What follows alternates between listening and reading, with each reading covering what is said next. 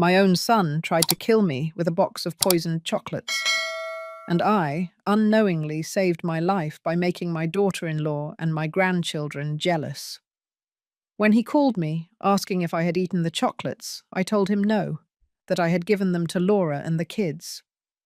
The silence on the other side of the line was deafening. Then he yelled like a desperate man, "You did what?" At that moment, I did not understand why Thomas was so upset. I thought he was angry because I had given his gift to other people. How naive I was. My name is Dorothy. I am 69 years old. For 40 years, I sacrificed everything for my son, Thomas. Everything. My youth, my dreams, my savings. I adopted him when he was just 2 years old, after his biological parents died in an accident. I gave him my last name, my unconditional love, my entire life. But that day, the day of my 69th birthday, everything changed. That box of artisanal chocolates that arrived at my door looked like a beautiful gift from a grateful son. The chocolates were exquisite, expensive. They came in an elegant box with a card that read, "To the best mother in the world. With love, Thomas." I was so touched. It had been months since I had received any affectionate gesture from him. Since he married Laura, everything changed. She arrived like a storm in our lives, filling my son's head with poison against me. "Your mother is too nosy," she would say. "You are too old for her to be taking care of you," she would whisper in his ear. And Thomas, my Thomas, the boy I raised with so much love, began to change. Little by little, he drifted away. Visits became scarcer, calls colder, hugs more distant. But I kept hoping. I kept believing that my son would go back to being the person he was before. That morning, when the chocolates arrived, I thought it had finally happened. That my son had remembered how much he loved me. That Laura had not managed to completely destroy the bond we had built for so many years. The chocolates looked delicious. They were from an exclusive brand, the kind that cost a fortune. Each piece was a work of art, decorated with golden details and perfect shapes. But me, oh, I was always like that, always thinking of others before myself. These chocolates are too good for me alone, I thought. Laura and the kids will enjoy them much more. The little ones had always been my weakness. Despite all the disdain their mother showed me, I adored those children.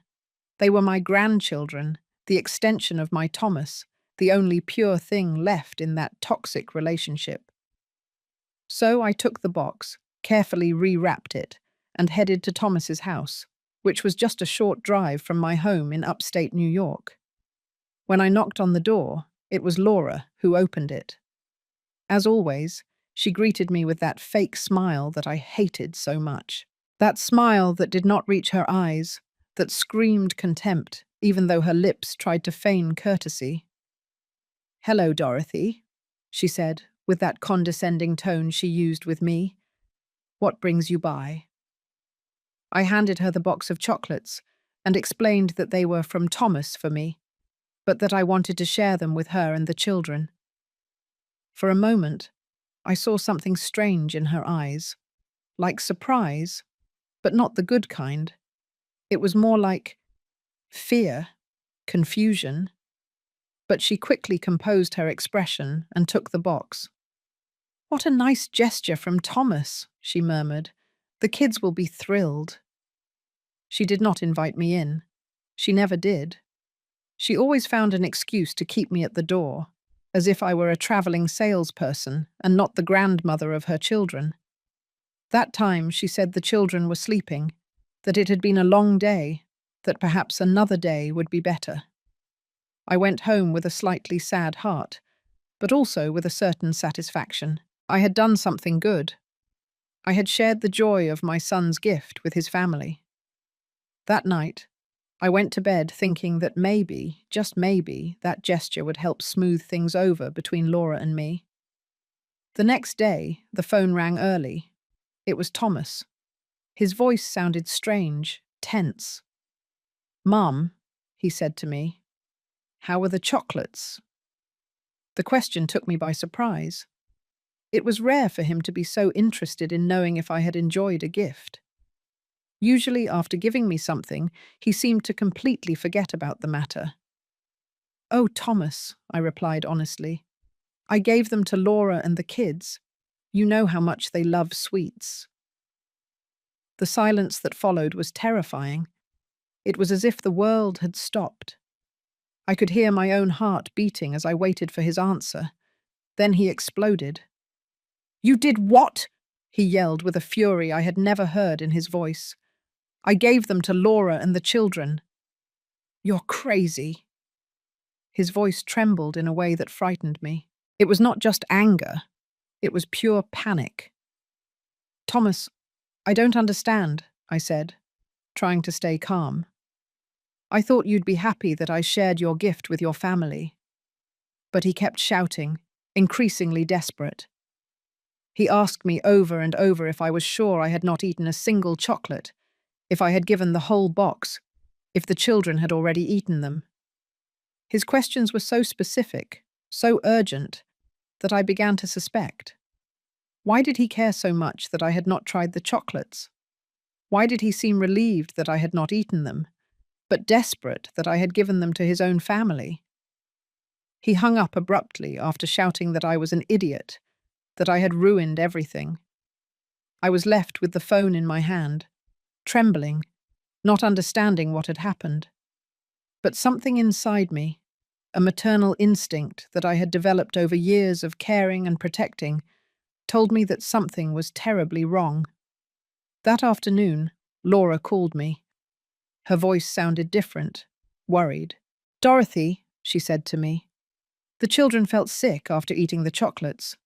We had to take them to the hospital in Staten Island." My blood ran cold. "What happened to them?" I asked with my heart in my throat. "The doctors say it was food poisoning," she replied. "But it's strange. The chocolates smelled odd when we opened them, but the children had already eaten several before we realized it." My world began to crumble.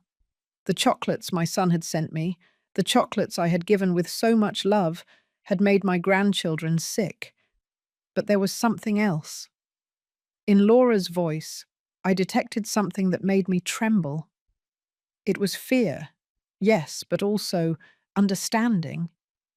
As if she had finally grasped something that had been happening right under her nose without realizing it. That night, I could not sleep. The pieces of the puzzle began to fit together in my mind with terrifying clarity. Thomas's reaction when he learned that I had given the chocolates away, his desperation at knowing that I had not eaten them, his relief mixed with panic, the specific questions about whether I had tried even a tiny piece. And then, like a lightning bolt in the darkness, the truth hit me with all its brutal force. My son, my own son whom I had raised and loved unconditionally, had tried to poison me. The following days were a nightmare. The children recovered, thank goodness, but the poison had left its mark. Laura confessed to me that the doctors had found traces of arsenic in their little bodies. Arsenic, a word I had only heard in crime movies. Now it was part of my most horrible reality. My daughter-in-law, for the first time in years, spoke to me without that mask of contempt. Her voice trembled when she told me, "Dorothy, I think those chocolates were not meant to be shared. I think they were specifically for you." Her words confirmed what my heart already knew, but my mind refused to accept. Thomas had disappeared. He did not answer the phone. He did not reply to messages. When Laura went to look for him at his job at the Manhattan accounting firm, they told her he had requested emergency time off. He had run away like the coward he was, leaving his wife and children to suffer the consequences of his devilish plan. But I knew my son. I knew where to find him.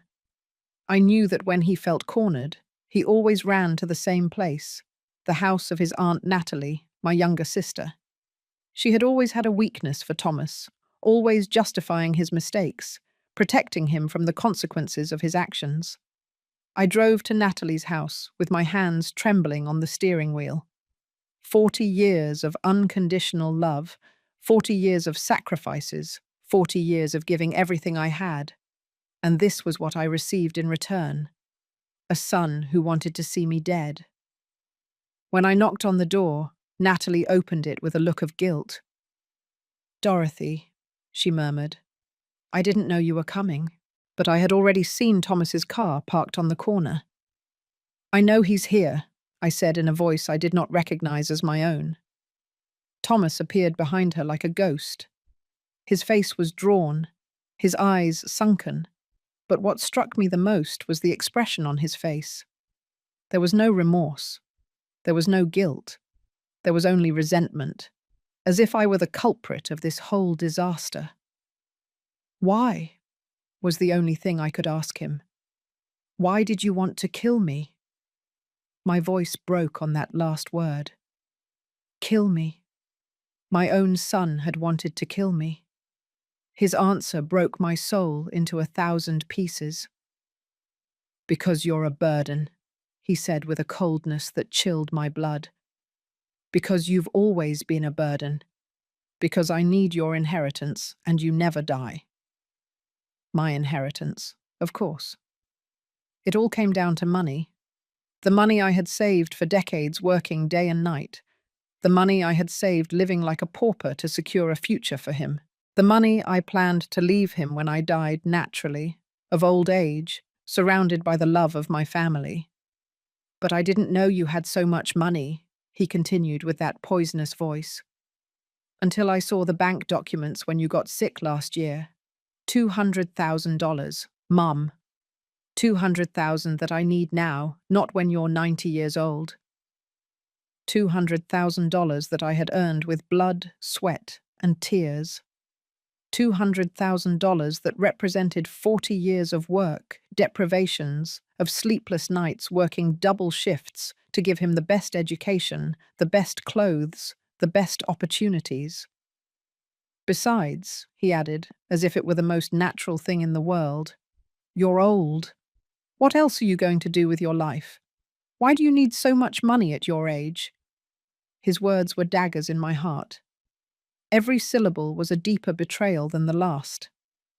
Natalie tried to intervene. "Thomas, don't talk like that," she murmured, but he silenced her with a look. "Aunt, you know I'm right. She's already lived her life. I have a family to support, children to educate, a future ahead of me." "A future built on my corpse," I replied with a bitterness I did not know I had inside. "A future bought with my death."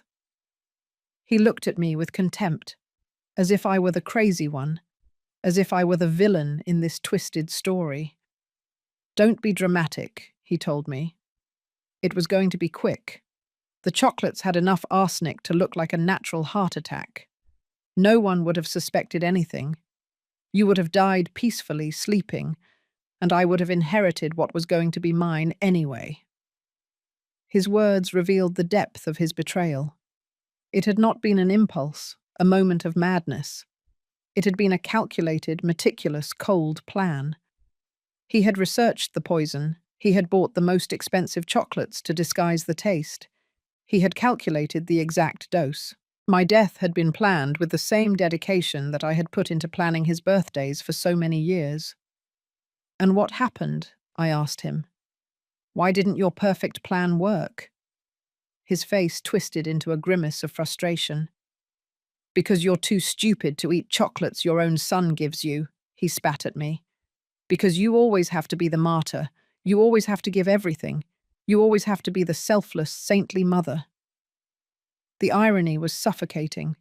The very flaw he criticized in me, my tendency to give rather than receive, had been what saved my life.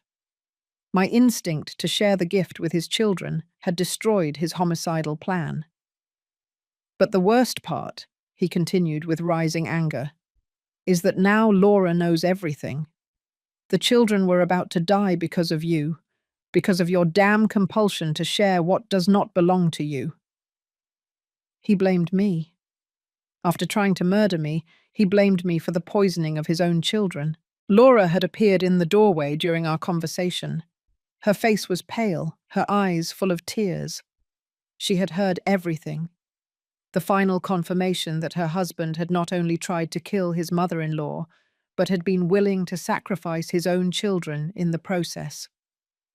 "Thomas," she said with a broken voice, "how could you?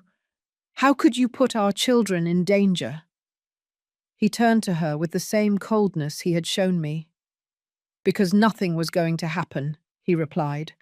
"Because the poison was for her, not for you." "But you knew I always share everything with the children," Laura yelled. "You knew there was a chance they would eat those chocolates." Thomas shrugged as if he were talking about the weather.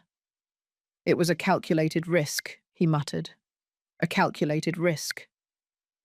The children I had helped raise, the children who filled my afternoons with joy when everything else had turned grey, had been a calculated risk for him in his plan to murder me. At that moment, I understood that the son I had raised, the boy I had adopted and loved as if he had come from my own body, had died a long time ago. The man in front of me was a stranger, a dangerous stranger who had been able to look me in the eye for years while planning my death. "It's over," I told him with a calm that surprised me. "Everything is over between us." He laughed, a bitter, cruel laugh. "What are you going to do, Mum? Call the police? Report your own son? You know you'll never do that.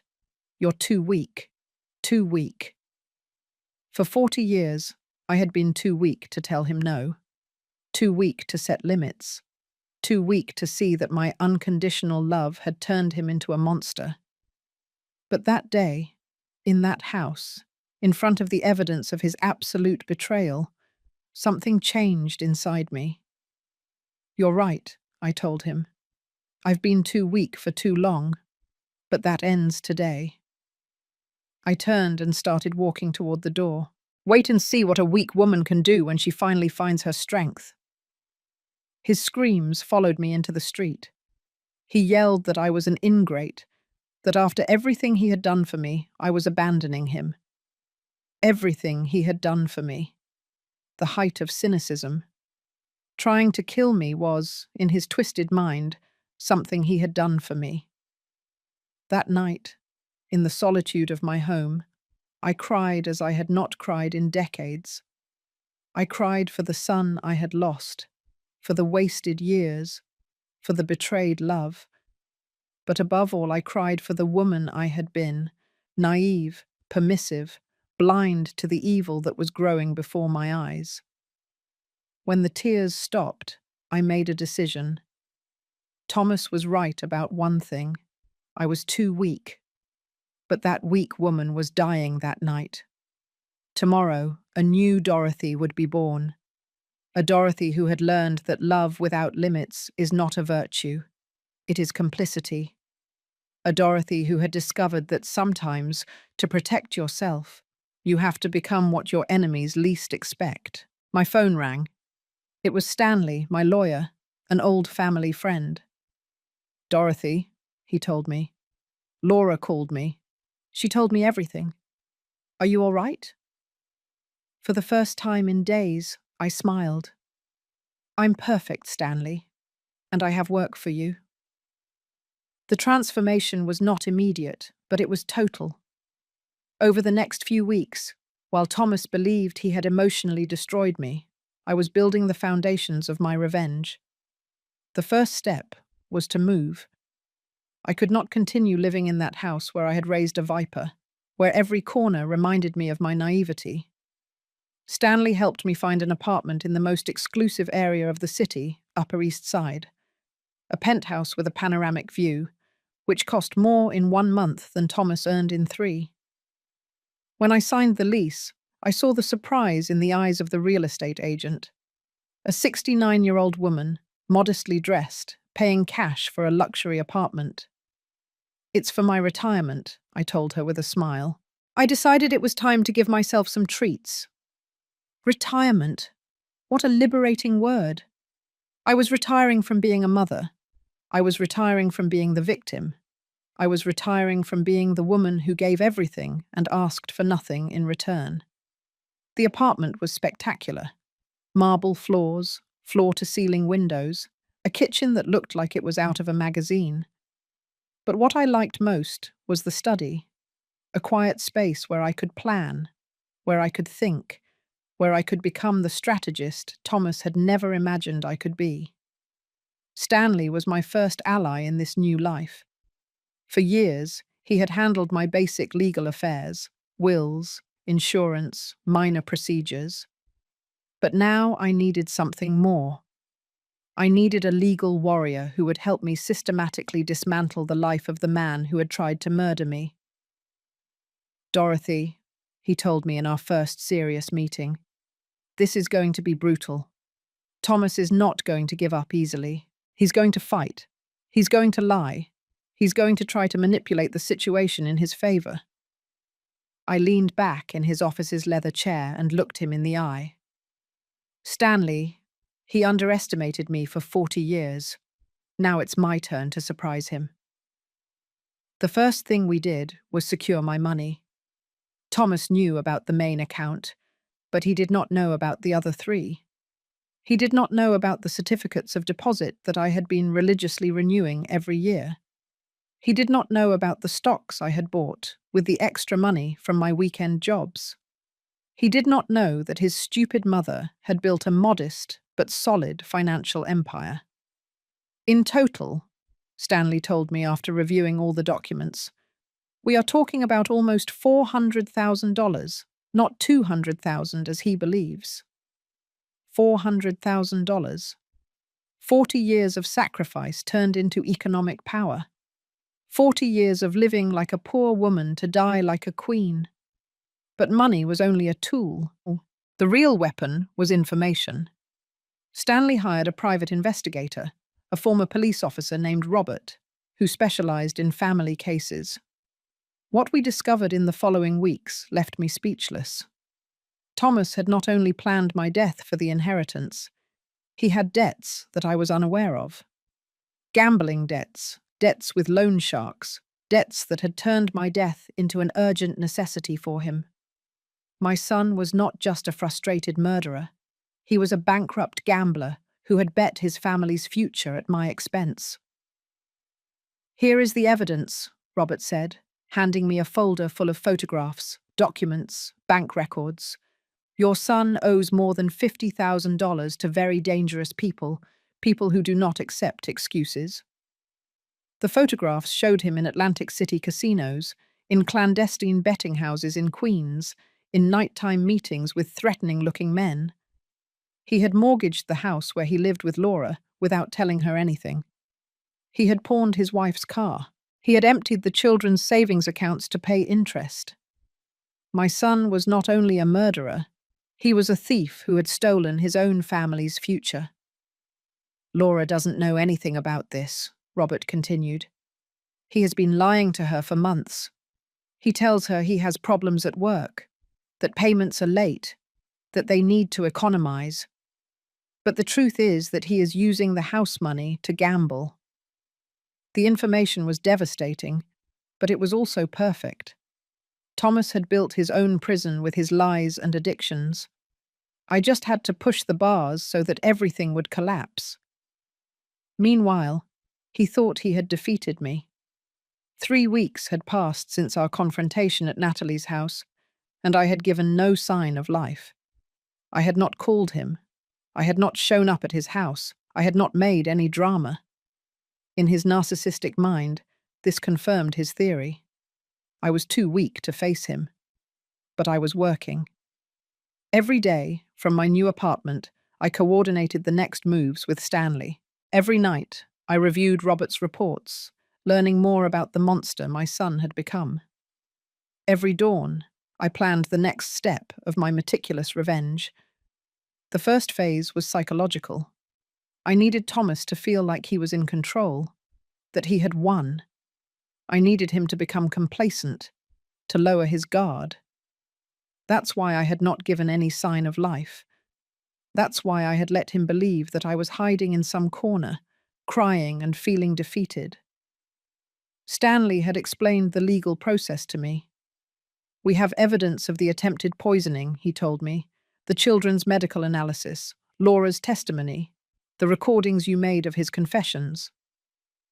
Yes, I had recorded our entire conversation at Natalie's house. A small device Robert had given me, hidden in my purse. But, Stanley continued, a criminal process is going to be long and complicated. There will be media coverage. There will be public scandal. Are you prepared for that? I was more than prepared.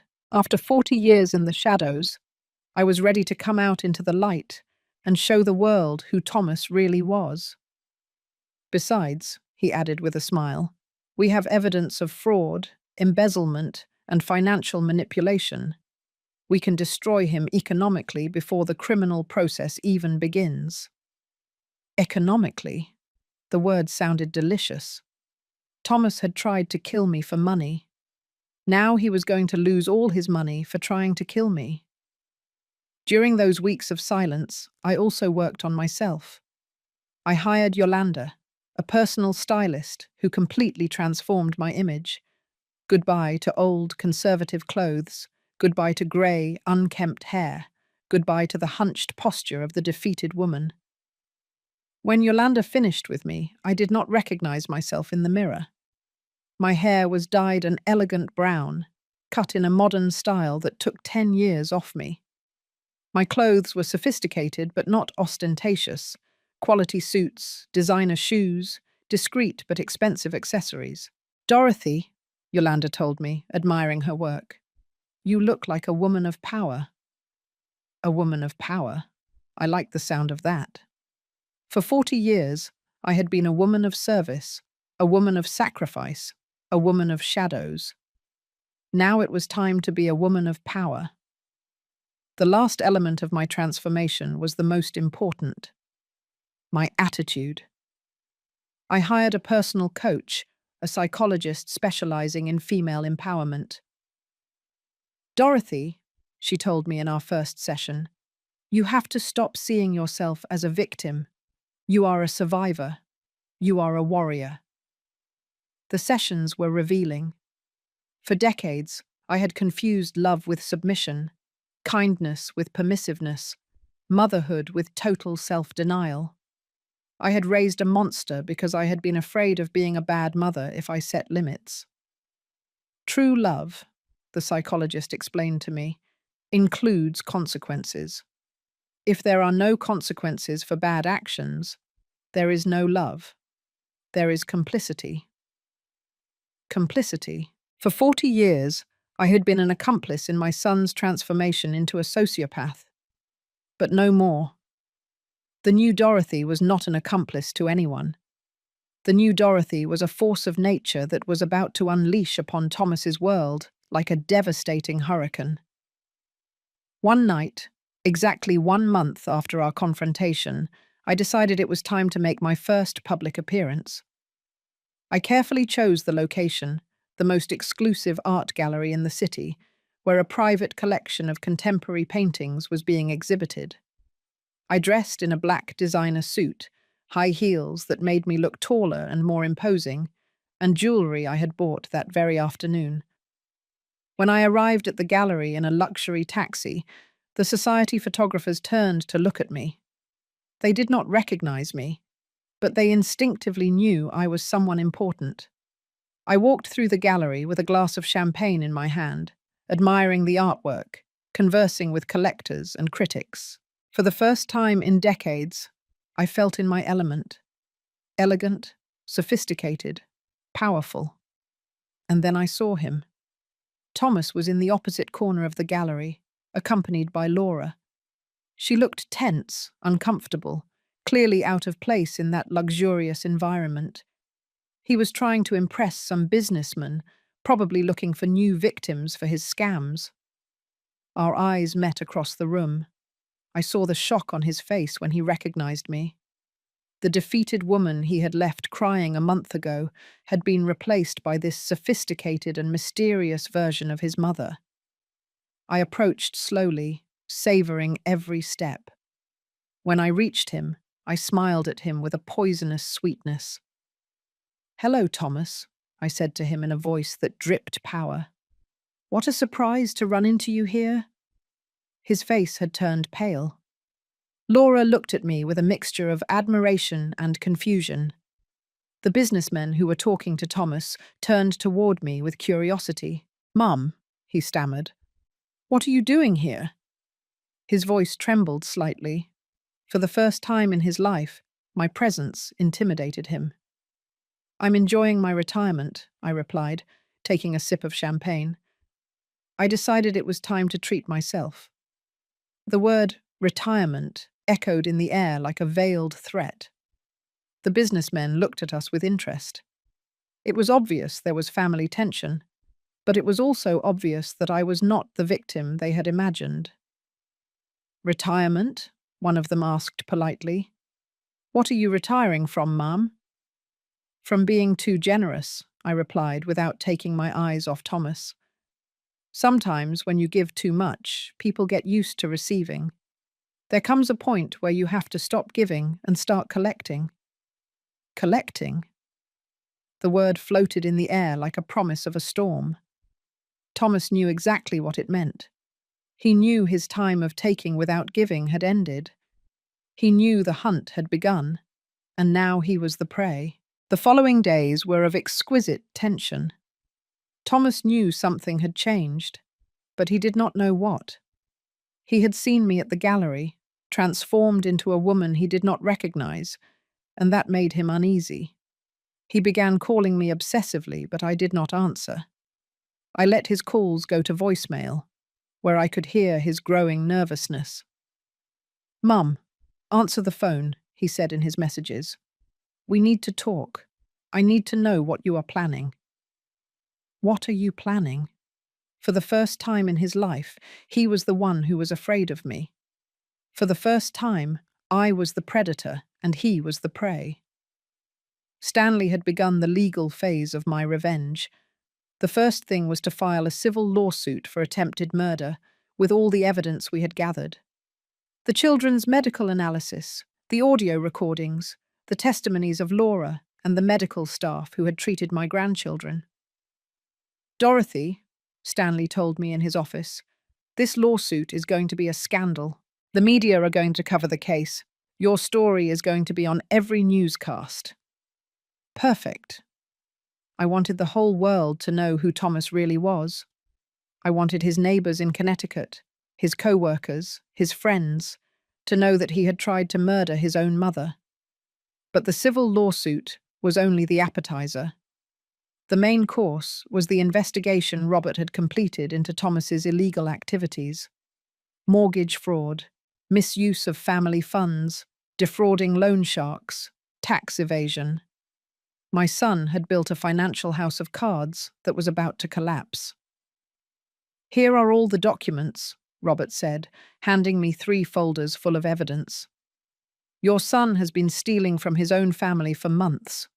Laura can sue him for marital fraud and recover everything he stole." Marital fraud. The words sounded delicious. I decided it was time to have a conversation with Laura. Despite all our past problems, she was also a victim of Thomas. She had also been deceived, manipulated, stolen from, and most importantly, she was the mother of my grandchildren, the children who had been about to die because of their father. I invited her to lunch at the most elegant restaurant in the city.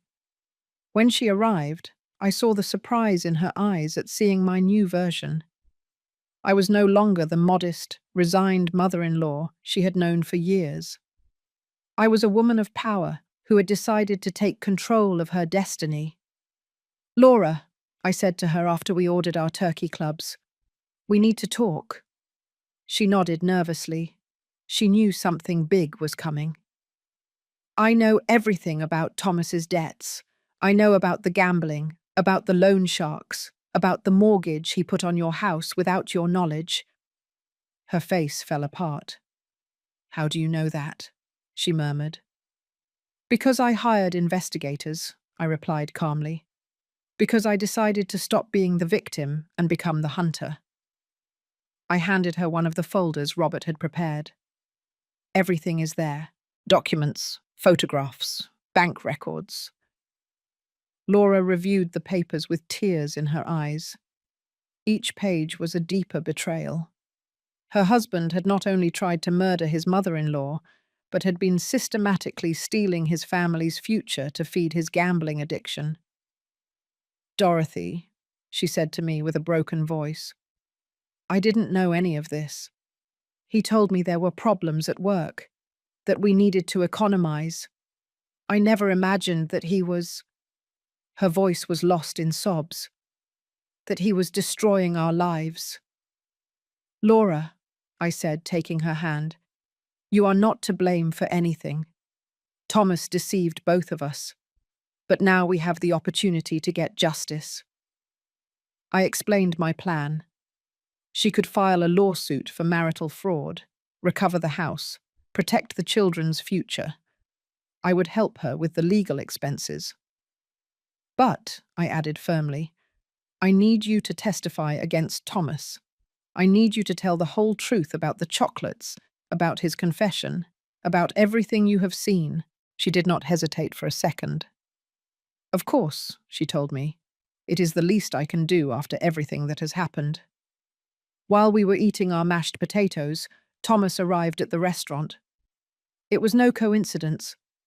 He had been following her, worried about this meeting between his wife and his mother. When he saw us together, sharing documents, his face transformed into a mask of panic. He approached our table with agitated steps. What are you doing? He asked in a tense voice. What are you talking about? His desperation was palpable. He knew his world of lies was collapsing. We are talking about you, I replied with a cold smile. We are talking about your debts, your lies, about how you have been stealing from your own family.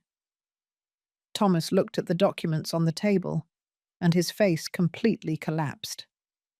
Laura, he pleaded with his wife, don't listen to this crazy old woman. She's trying to manipulate you, to separate us. Crazy old woman. Even in that moment of total panic, he could not stop insulting me.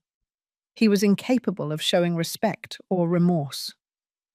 Thomas, Laura told him in a voice I had not heard before, a voice full of strength and determination. I know everything now. I know about the gambling, about the debts, about the mortgage. I know you have been lying for months. He tried to deny it, but she interrupted him. And I know you tried to kill your mother. She shouted the last words, attracting the attention of the entire restaurant.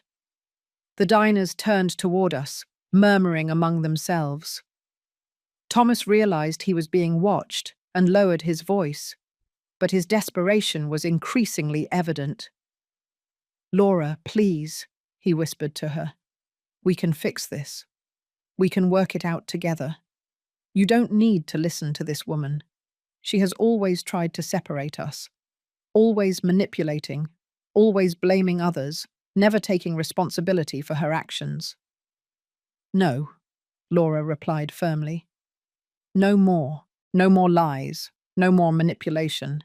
I am going to protect our children, and that means taking them away from you. She got up from the table, picked up her purse, and headed for the exit. My lawyers will be in touch with you. Thomas stood there, next to our table, trembling with rage and impotence. When Laura left, he turned to me with a fury that reminded me why I had decided to destroy him. This is your fault, he hissed through clenched teeth. You ruined my marriage. You destroyed my family. I didn't destroy anything, I replied with supernatural calm. I only brought the truth to light. Your marriage was ruined when you decided to become a liar and a thief. Your family was destroyed when you decided to try to murder your mother. I got up from the table and looked him directly in the eyes. and this is just beginning. His threats followed me into the street. "You're going to regret this," he yelled as I walked toward my taxi. "You're going to pay for destroying my life." Destroying his life. He had tried to destroy mine literally, and now he complained because I was defending myself. That night, Stanley called me with news. "Dorothy, the lawsuit is already in process. The media have started calling. They want interviews. They want your side of the story." It was exactly what I had expected. "Schedule the interviews," I told him. "It's time for the world to know the truth." The first interview was with the most watched news program in the city, Channel 5 News. I arrived at the studio impeccably dressed, with the confidence of a woman who had found her power. The journalist received me with curiosity and compassion. "Miss Dorothy," she said to me in front of the cameras, "tell us your story. How did you discover that your son had tried to poison you?" I told her everything. The chocolates, Thomas's reaction, the children's poisoning, his cold and calculated confession. I spoke calmly, without dramatizing, letting the facts speak for themselves. "How does a mother feel when she discovers that her son wants to kill her?" the journalist asked me. "She feels free," I replied. "She feels free from an illusion she had maintained for 40 years. She feels free to stop protecting someone who never protected her." The interview went viral. Within hours, my story was on all social media. The comments were overwhelmingly supportive. Hundreds of women wrote to me, telling me their own stories of ungrateful children, toxic families, unrequited love. But the most satisfying part was the comments about Thomas. His co-workers began to recognize him as the son who had tried to murder his mother. His neighbors began to look at him with contempt. His friends began to distance themselves from him. The scandal followed him everywhere. When he went to the supermarket, people pointed and whispered. When he arrived at work, his colleagues avoided him. When he left his house, he felt the judgmental looks of the entire neighborhood. But I knew this was only the beginning. Public humiliation was satisfying, but true justice was yet to come. The legal processes, the loss of his assets, the complete destruction of the life he had built on lies and betrayals. Thomas had underestimated the woman he had raised for 40 years. He had thought he could get rid of me like throwing away a piece of paper. Now he was discovering that he had awakened a monster much more powerful and ruthless than himself. The hunt had officially begun, and I was a predator who had waited 40 years to show her claws. The legal process advanced like an unstoppable avalanche. Stanley had filed all the lawsuits simultaneously: attempted murder, family fraud, aggravated fraud, and a civil lawsuit for emotional damages amounting to $500,000. Thomas woke up one Monday and discovered that his life had exploded into 1,000 pieces. His bank account was immediately frozen. The few savings he had left after his compulsive gambling were blocked, while the origin of the funds was investigated. His salary was garnished to ensure payment of the civil lawsuits. Overnight, he was left penniless. "Dorothy," Stanley reported to me with satisfaction, "your son is broke. He cannot afford a decent lawyer. He's going to have to settle for a public defender." A public defender against the best law firm in the city. The battle was unequal from the start, but the most delicious thing was seeing how his social world crumbled. The video of my television interview had generated such a scandal that the media began to investigate Thomas's life more deeply. Soon his gambling debts, his scams against co-workers, and his systematic lies came to light. His boss called him to an urgent meeting. "Thomas," he said, "the company cannot afford to have its name associated with this scandal. You are terminated, effective immediately. 20 years working at the same company, eliminated by a scandal he himself had created. The loan sharks, who had been pressuring him for his gambling debts, saw the news and decided to accelerate their collections. They knew that if they did not act fast, they would not recover a single dollar. They began showing up at his house, calling him at all hours, openly threatening him.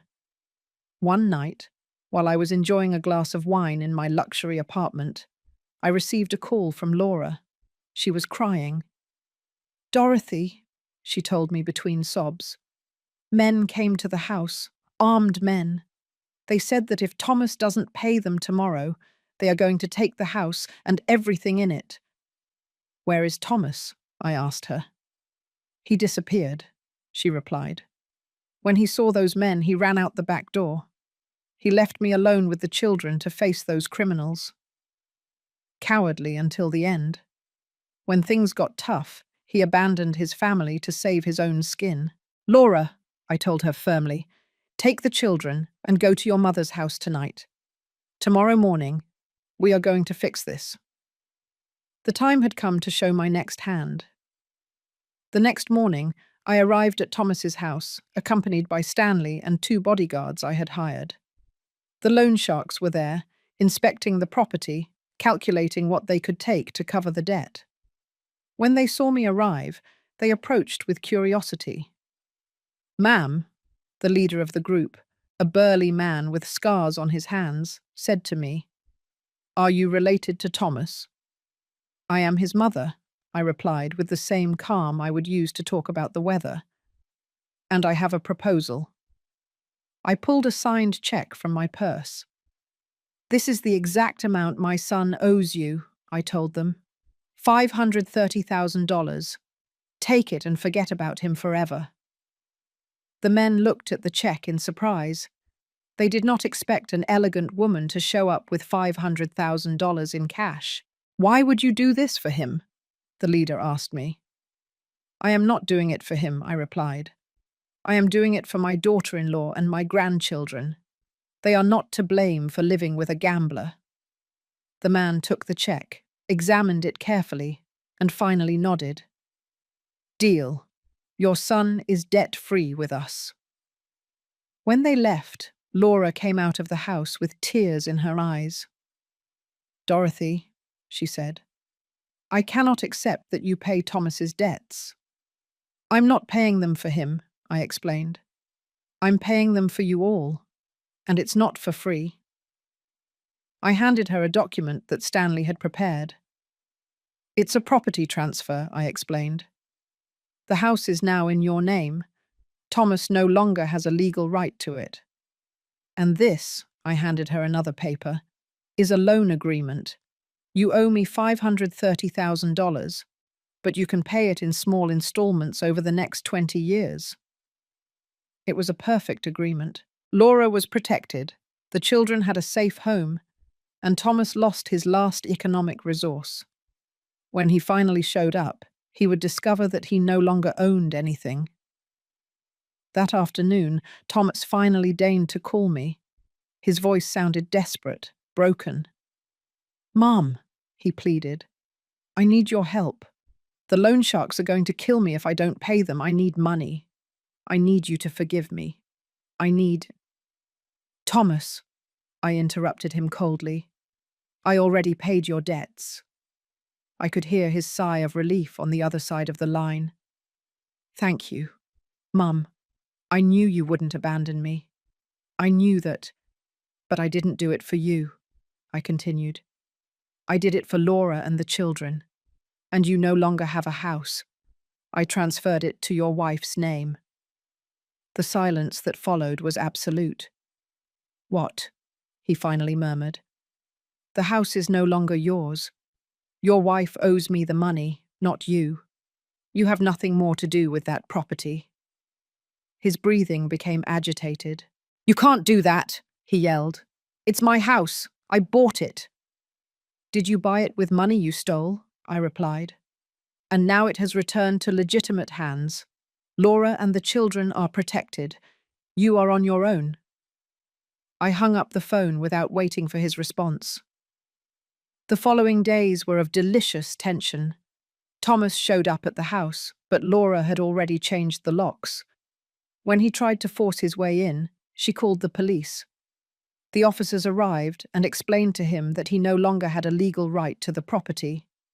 "But she's my wife," he yelled as they escorted him out of his own house. "I have a right to be here." "Sir," the officer told him, "your wife has requested a restraining order. You cannot approach within 200 yards of this property."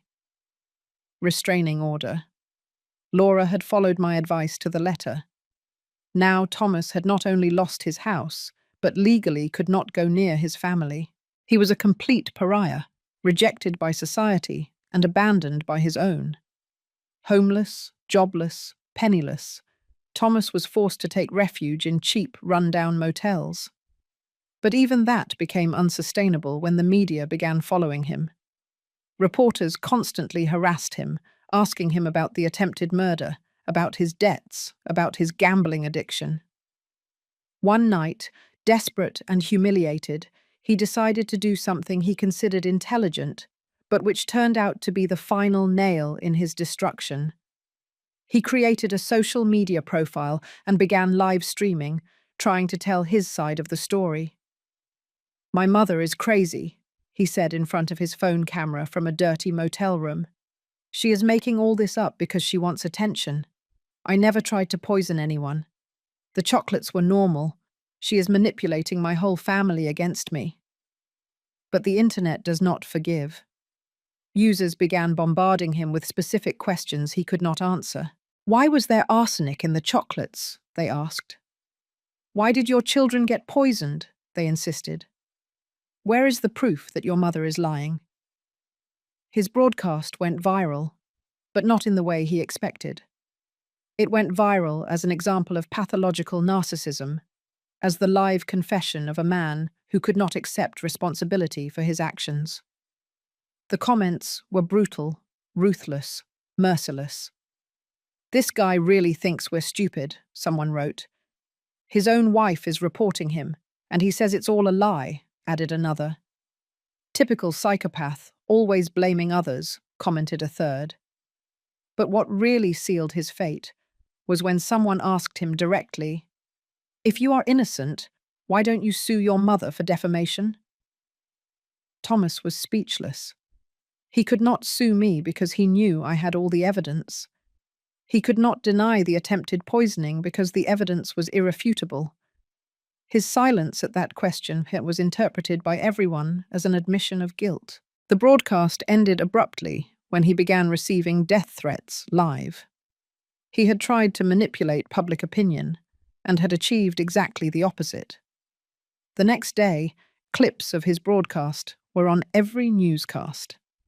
Behavioral analysts dissected him as a case study of malignant narcissism. Psychologists explained on television how his inability to accept responsibility was typical of antisocial personalities. Thomas had achieved something that I could not have achieved even with the best public relations team. He had destroyed his own reputation so completely and publicly that there was no turning back. He had become the national villain, the symbol of filial ingratitude taken to the extreme. But for me, the most satisfying thing was not his public humiliation. It was the tranquility I saw in Laura's eyes when I visited her, the security my grandchildren felt in their own home, the peace I had found by moving away from the toxicity that had dominated my life for decades. Formal justice was still in process, but poetic justice had already been served. The son who had tried to kill me for money now did not have a single dollar. The man who had scorned my love now begged for my forgiveness. The manipulator had been exposed and rejected by everyone. And I, the victim who had spent 40 years in silence, had finally found my voice. The months that followed were of total transformation. While Thomas sank further and further into his own misery, I flourished as never before in my life. The luxury apartment had become my sanctuary, a place where for the first time in decades I could breathe without the weight of constant manipulation. Stanley kept me informed of the progress of the legal cases. "Dorothy," he told me during one of our weekly meetings, The district attorney is very interested in prosecuting Thomas for attempted murder. The evidence is overwhelming. The audio recordings, the medical testimonies, the confessions he himself had made, everything formed a solid and irrefutable case. Furthermore, Stanley continued with a smile, his public defender is trying to negotiate a plea bargain. He knows he cannot win this case. A plea of guilty would mean Thomas would have to publicly admit, in front of a judge, that he had tried to murder his own mother. But what truly filled me with satisfaction was seeing how Laura had flourished after breaking free from the toxicity of her marriage. Without the constant lies, without the financial stress, without the emotional manipulation, she had returned to being the strong woman I had glimpsed years ago. "Dorothy," she told me during one of our weekly lunches, "for the first time in years, I feel free. The children are happy, safe. They sleep peacefully for the first time in months. Seeing my grandchildren recover their innocence, seeing their sincere smiles, was worth more than any revenge I could plan." One afternoon, while enjoying a coffee on my apartment terrace, I received an unexpected call. It was Natalie, my sister. Her voice sounded embarrassed, guilty. "Dorothy," she told me, "I need to talk to you. I need to apologize." I decided to receive her at my house. When she arrived, the difference between us was abysmal. I looked elegant, serene, empowered. She looked consumed by guilt and shame. "Dorothy," she began with tears in her eyes, "I knew Thomas had problems, but I never imagined he was capable of trying to kill you." "Natalie," I replied with a calm that surprised me, "you always knew there was something wrong with him. You always justified him. You always protected him from the consequences of his actions." She nodded, unable to deny the truth. "I know I was an accomplice to his behavior. I know I failed you as a sister. What hurts me the most," she continued, "is that when he came to ask me for refuge after trying to poison you, I welcomed him into my house. I protected him, knowing what he had done." Her tears were genuine. Her repentance seemed real, but the damage was already done. "Natalie," I told her, without cruelty, but with firmness, "for 40 years, you chose to protect a monster instead of protecting your sister. I cannot simply forget that, because you feel guilty now." She left my house crying, but I felt at peace. I had set clear limits. I had expressed my truth without aggression, but without concessions. The criminal trial began 6 months after the attempted poisoning. The media covered every detail, every testimony, every piece of evidence presented. I testified with a serenity that impressed even the most experienced reporters. "Ms. Dorothy," the prosecutor asked me, "how did you feel when you discovered that your son had planned your death?" "I felt liberated," I replied, looking directly at Thomas in the dock.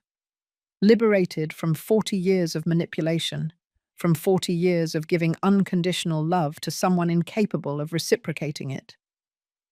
Thomas looked haggard, aged, destroyed. His public defender had done what he could, but the evidence was irrefutable.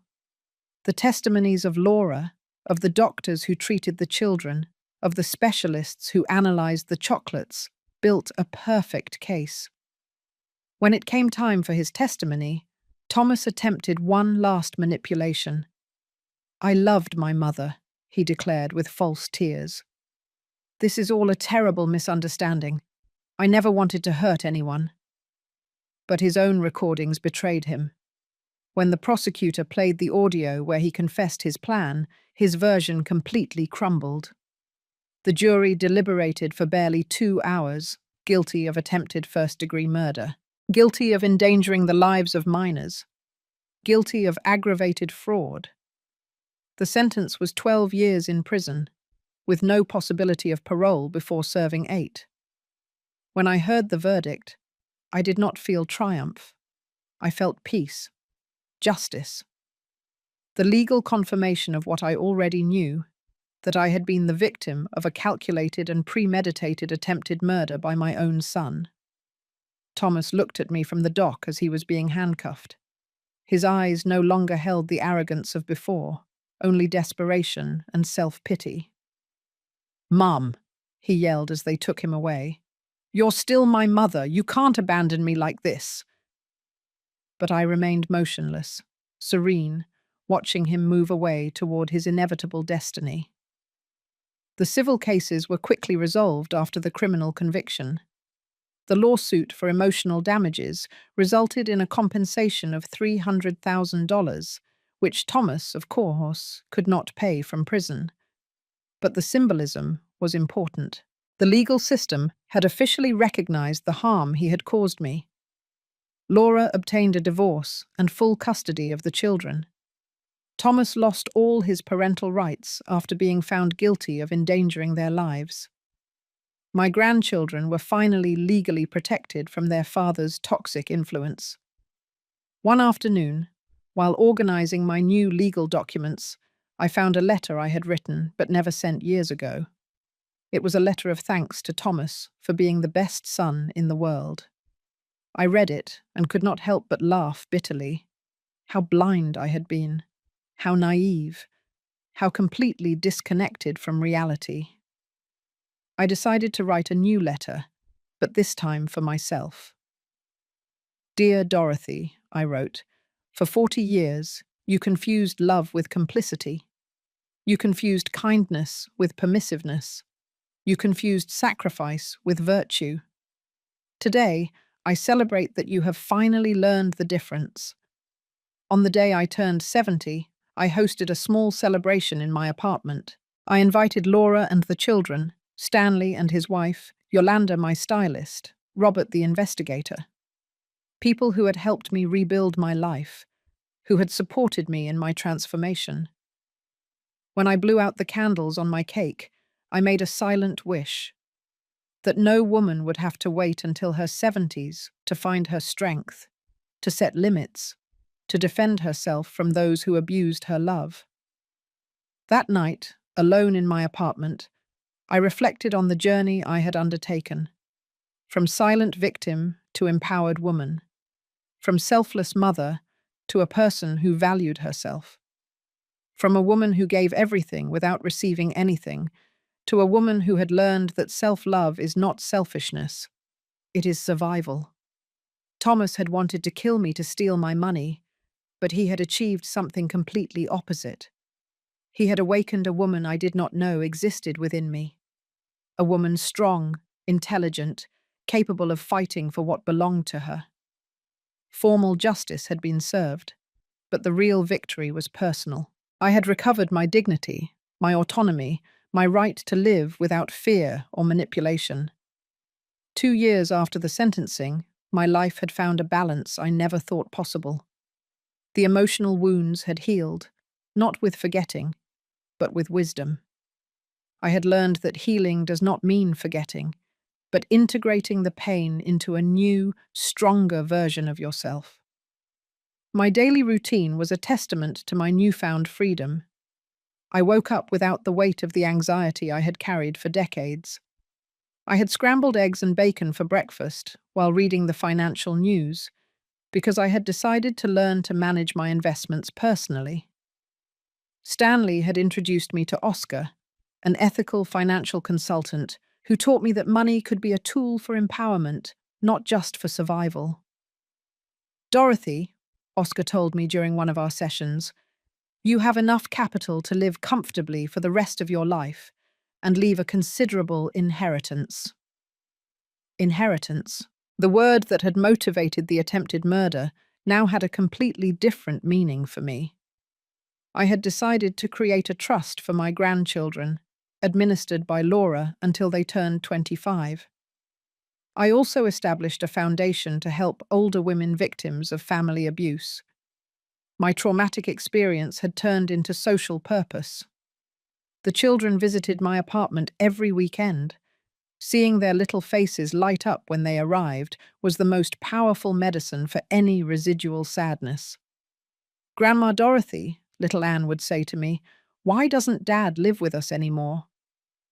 These were difficult questions that Laura and I had learned to answer with age-appropriate honesty.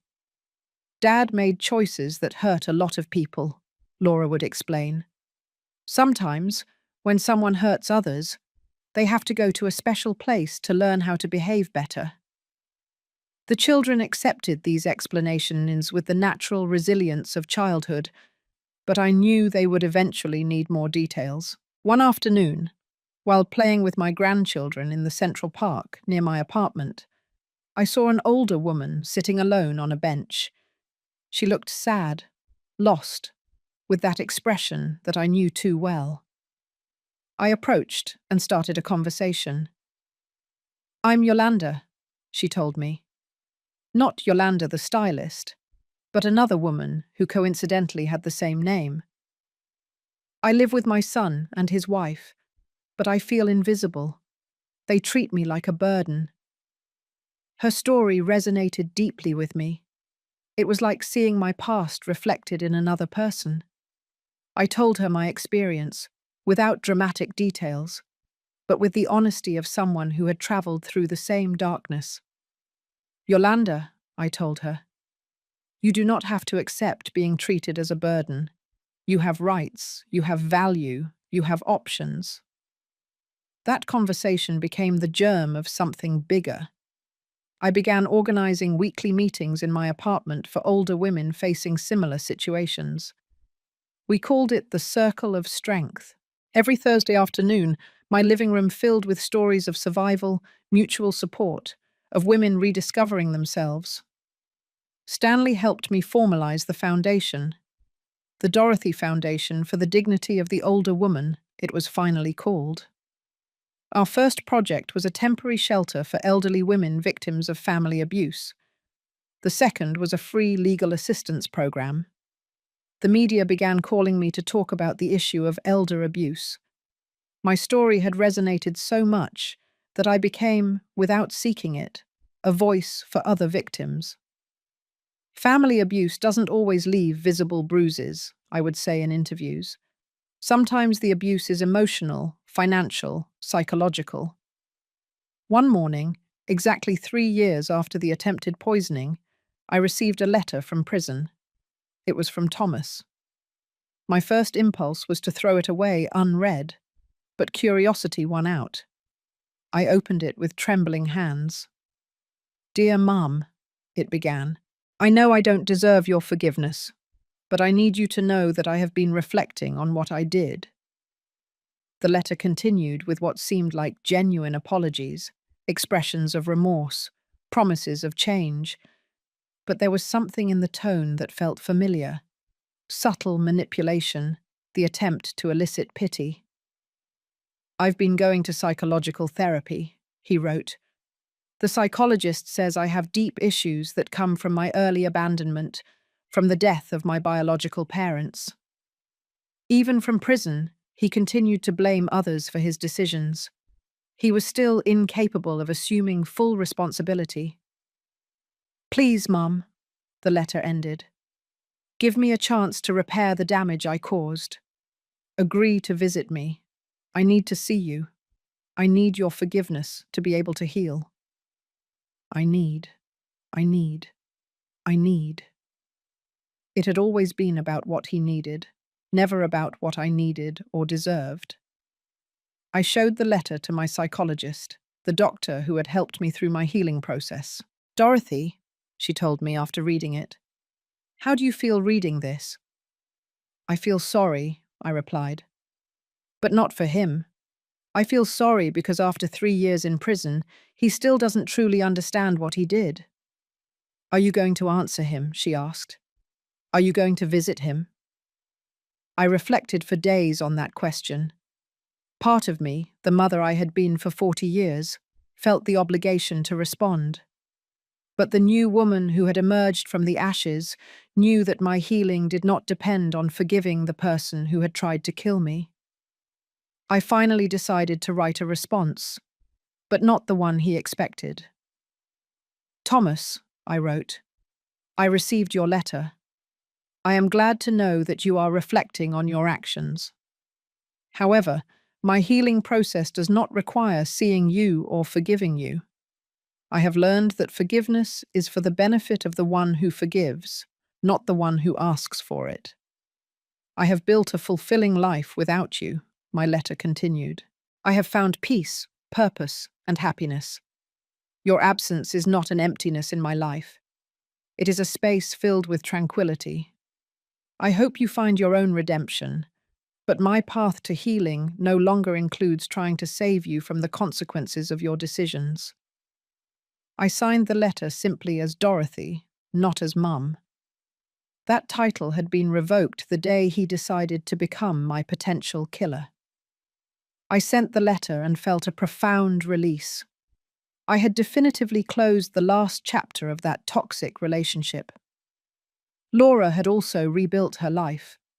She had started studying psychology, inspired by our experience. I want to help other families identify signs of manipulation before it's too late, she told me. Her transformation from silent victim to active advocate was inspiring. The children were growing up healthy and safe. They occasionally asked about their father, but without the anguish they had shown during the years of family toxicity. Emotional stability had replaced the constant chaos that had marked their early years. One afternoon, while reviewing the Foundation's reports, I realized something extraordinary. In 2 years, we had helped more than 200 older women escape abusive situations. Some had recovered properties stolen by manipulative children.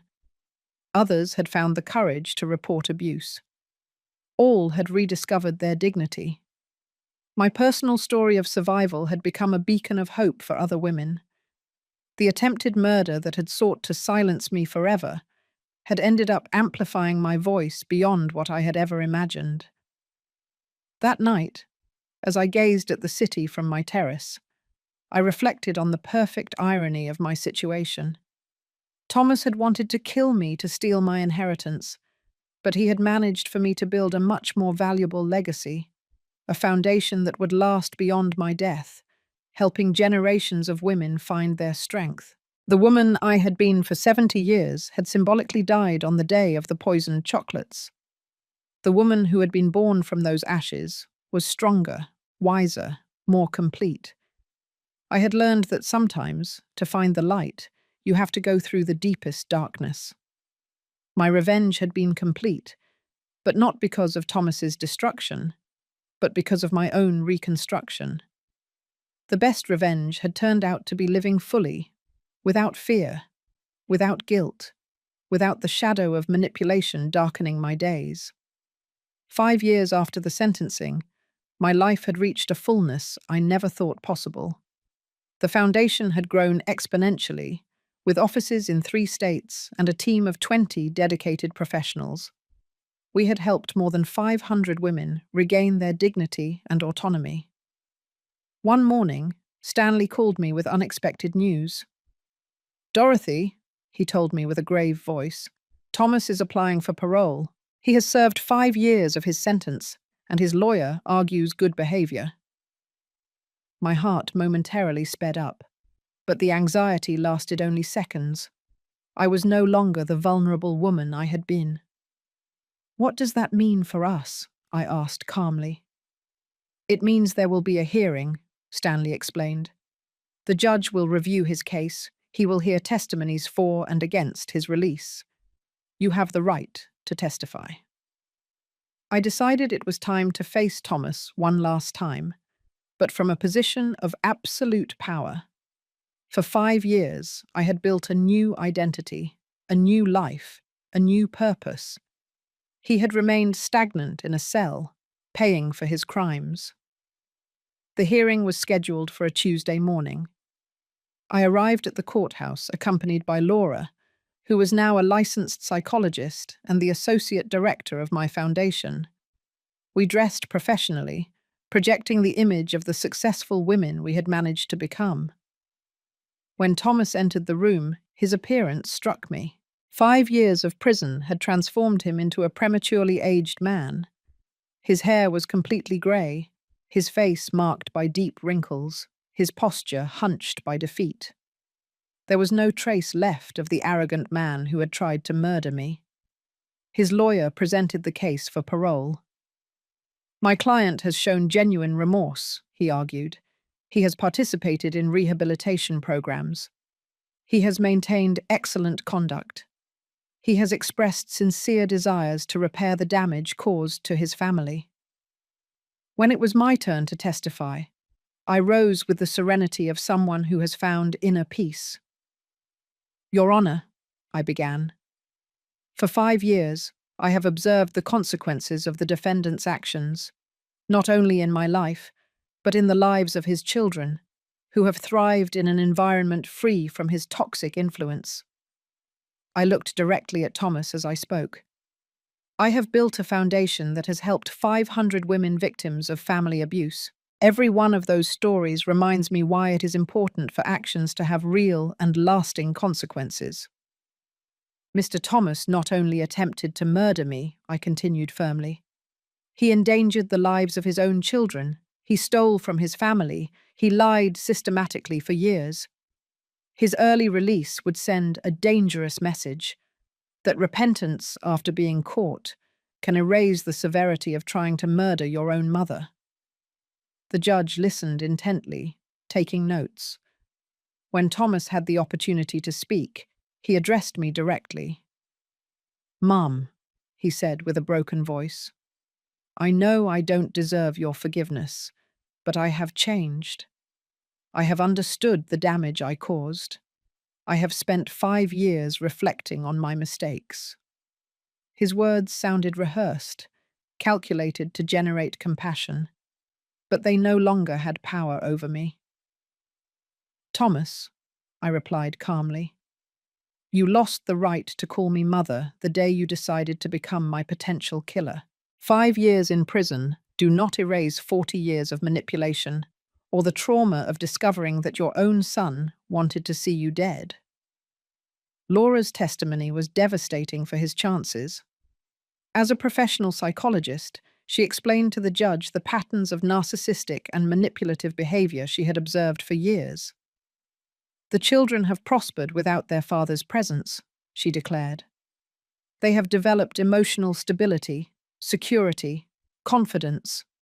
His release would represent a setback in their psychological development." The prosecutor presented evidence that Thomas had attempted to contact loan sharks from prison, suggesting that his gambling addiction problems persisted. He had also received money from unidentified sources in his commissary account, suggesting continuous links to questionable activities. After 2 hours of deliberation, the judge announced his decision. "Parole request denied," he declared.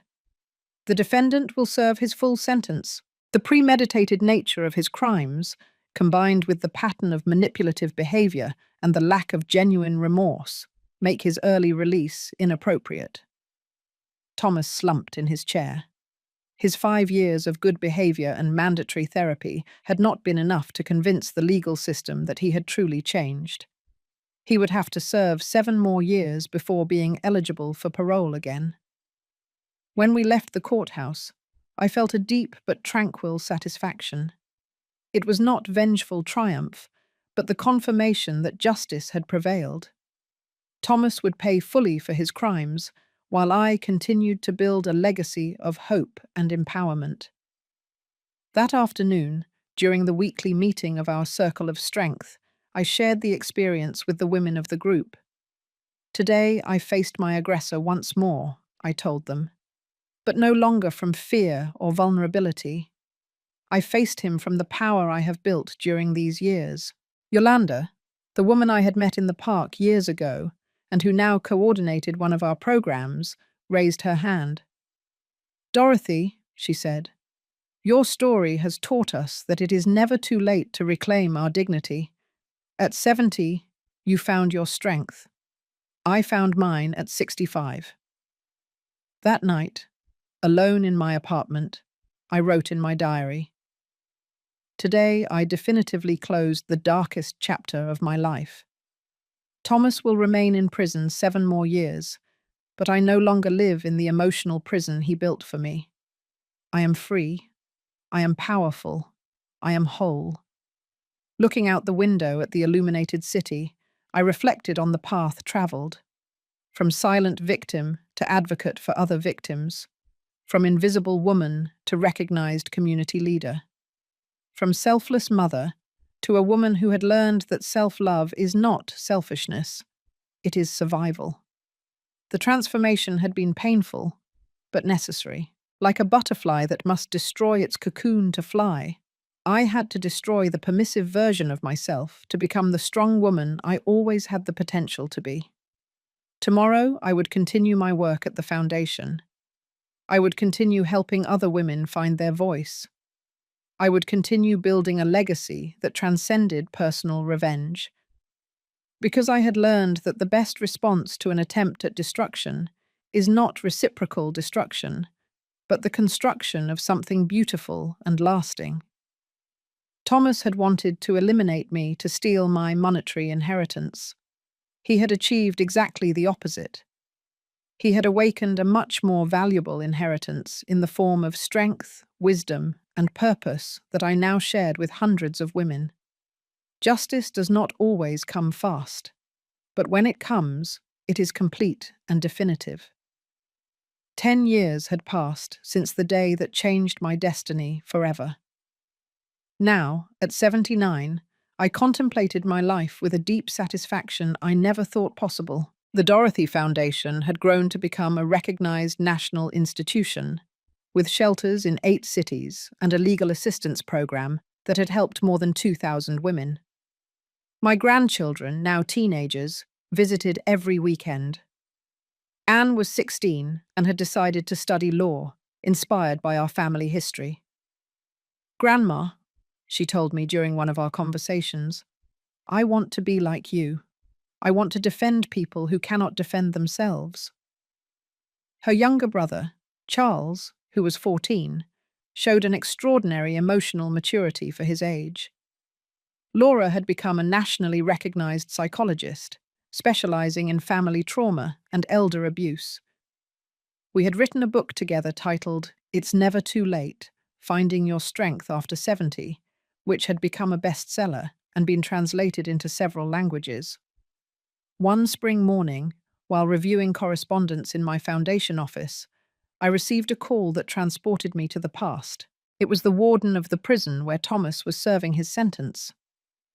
"Ms. Dorothy," he told me with a grave voice, "I have to inform you that your son passed away last night." The news impacted me, but not as I had expected. I did not feel maternal pain or devastating loss. I felt a strange mixture of sadness for what could have been, and relief for the definitive closing of that chapter. "What happened?" I asked with professional calm. "It was a sudden heart attack," the warden explained. "The doctors say he had developed severe heart problems, probably related to stress and depression. He died sleeping, without pain." The irony was absolute. He had planned my death by heart attack with poisoned chocolates, and he had finally died of a real heart attack. "He left a letter addressed to you," the warden continued. "He wishes for us to send it to you." After a moment of reflection, I agreed to receive it. I needed to know his last words, not out of nostalgia, but to completely close this cycle of my life. The letter arrived 2 days later. I opened it with steady hands, without trembling or anxiety. "Dear Mum," it began in shaky handwriting, "I write this knowing that I will probably die in this prison. For 10 years, I have reflected on what I did, on the monster I became. I understand now that there is no possible forgiveness for trying to murder the woman who gave me everything," it continued. "I do not seek your compassion or your absolution. I just want you to know that my last conscious thought was of genuine regret for having failed you so profoundly. I have followed your work with the foundation from here," he wrote. "The other inmates show me newspaper articles about your achievements. It fills me with a strange mixture of pride and shame. Pride because you are extraordinary. Shame because I almost destroyed someone so valuable. The letter ended with words that surprised me with their apparent sincerity. I die knowing that the world is a better place because you survived and prospered. I hope my death brings you the final peace you deserve. With love and eternal remorse, Thomas. After reading the letter, I put it away in my desk. I did not feel the need to cry or to forgive posthumously. I simply felt that a very long and painful book had finally reached its last page. The funeral was a small, private ceremony. Laura, the children, Stanley, and I attended. There were no emotional or nostalgic speeches. It was a sober farewell to someone who had chosen the path of destruction and had paid the full consequences. Anne, with the wisdom of her 16 years, approached me after the service. "Grandma," she said, "are you sad?" "I am at peace," I replied. Sometimes the deepest sadness is for what never was, not for what was lost. That night, in the solitude of my apartment, I wrote the final entry about Thomas in my diary. Today, I buried the son I adopted 47 years ago. But the son I truly loved died 10 years ago, the day he decided to become my killer. Today, I only buried the remains of that decision. The following months were of extraordinary productivity, without the looming shadow of Thomas, without the possibility of future legal hearings or confrontations. I dedicated myself completely to expanding the work of the Foundation. We established a university scholarship program for older women who wanted to resume their studies after escaping abusive situations. We also created a research center on elder abuse, directed by Laura. Our studies began to influence national public policies for the protection of older people. My personal experience had become a catalyst for broad social change. On my 80th birthday, we organized a benefit gala for the Foundation. The event brought together politicians, businessmen, academics, and, most importantly, hundreds of women whose lives had been transformed by our programs. During my speech that night, I reflected on the central lesson of my experience. I have learned that kindness without limits is not virtue, it is self-neglect. I have learned that unconditional love must include self-love. I have learned that sometimes, to save yourself, you have to be willing to disappoint those who expect you to sacrifice yourself endlessly. My story began as a tragedy, I continued, the attempted murder by my own son. But it turned into a story of rebirth, of discovery, of purpose. Because I chose not to remain in the role of the victim, but to transform my pain into power to help others. When I finished my speech, the 2,000 people present stood up in an ovation that lasted 5 minutes. But what moved me the most were the tears in the eyes of Anne and Charles, my grandchildren, who looked at me with an admiration that had been earned through example and resilience. That night, back home, I sat on my terrace to contemplate the city. 10 years ago, I had been a 70-year-old woman, vulnerable, manipulated, almost murdered. Now I was an 80-year-old woman, powerful, respected, with a legacy that would last generations. The most perfect revenge had turned out to be the construction of an extraordinary life. Thomas had wanted to eliminate me to steal my money, but he had managed to awaken my true potential. He had wanted to silence me forever, but he had amplified my voice until it became a chorus of empowered women. I wrote in my diary that night, I do not regret adopting him. I only regret not having understood sooner that kindness should never be practiced at the cost of self-destruction. My son wanted to kill me, but instead of destroying me, he freed me to become who I was always meant to be. The story had ended, but the legacy was just beginning. Every woman who found her strength through our programs was a victory over the mentality that had created Thomas. Every limit set, every firm no uttered, Every act of self-love was a silent revolution against the culture that teaches women to give everything without receiving anything. It had taken me 70 years to find my power, but I had used every day of the last 10 to ensure that other women would not have to wait so long. That was my true inheritance. Not money, but wisdom. Not property, but purpose. Not revenge, but victory through transformation. The circle had closed perfectly, and I was at peace.